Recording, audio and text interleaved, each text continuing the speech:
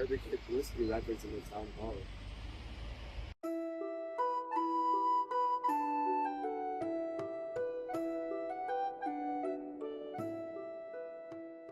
The earliest documented reference to a still for the production of whiskey anywhere in the world.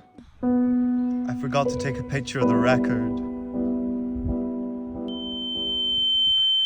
not worry. There's a picture on the SAR website. I'm sure you'll find it right there. Using the SAR tool, you search the word aquavitae, meaning water of life, which they use to describe whiskey. From the results, it will take us to the browse page, where on the left we can see a picture of the record, and on the right the transcription. Selecting these records, we can then go to the selected page, or we can export this as a PDF. Why are the Aberdeen Borough records important? They are the city's own archival heritage that goes back to the Middle Ages. They've got so much to say about life, not just in medieval Aberdeen, but in medieval Scotland and in Northern Europe. And they're telling us about how a town tried to govern itself, the rules that it used to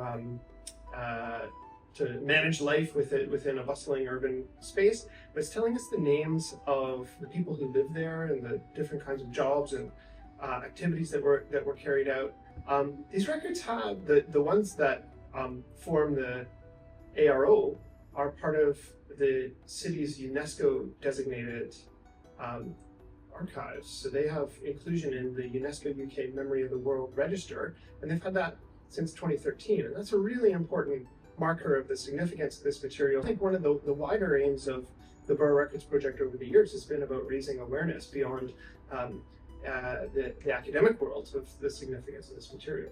Another thing I would add is just that there's something quite powerful about, you read these records. If you live in Aberdeen, you read these records. The same streets where you live now, the same places that you know, and just you're seeing people living their normal lives there. People weren't all knights fighting each other in the Middle Ages. There was a lot of people living normal lives in the same places that they live in now. So I think that's interesting and powerful about that. A huge number of named individuals in the records are women, practicing business, doing engaged in trade and commercial transactions, and really significant in that regard as well. To actually have that presented in the format of a website or a searchable database on that website that actually makes it easy for us and for others to use those materials on a regular basis, rather than having to basically depend on computing skills that we don't really have. This makes it available to us in a format. If we have something like that, we can both keeps it there, stored and publicly available, but also makes new tools to be able to quickly access those records and search across them, browse through them. That's been a part of the kind of DNA of the Borough Records Project over time, has been engagement across different subjects. Besides from providing whiskey recipes, you might ask yourself, what else can you do with SAR? Well, let me show you all the core features. Search Aberdeen Registers gives you full control of exactly how your query is compared to the historical records. Let's try the phrase option with increased spelling variants for some flexibility, but I'll sort by best match to see the most relevant result first. As you can see, the first result is an exact match, but as I scroll down, there are some variations of the sentence I asked for. SAR also lets you filter the results of your search. For example, I can search for all entries in volumes 4, 5 and 6 that are all written in Latin. As you can see, a wildcard search is done and all the correct entries which are only in Latin and of the selected volumes appear.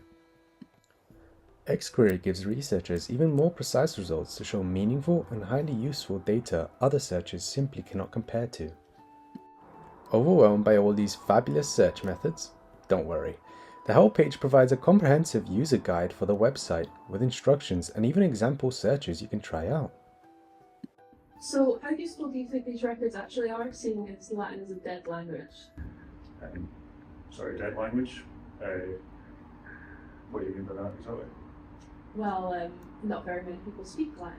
Oh, I speak Latin. So what about it? How many users actually use the STAR website? Well, I mean, William and I use it every day. So that's two. Solid.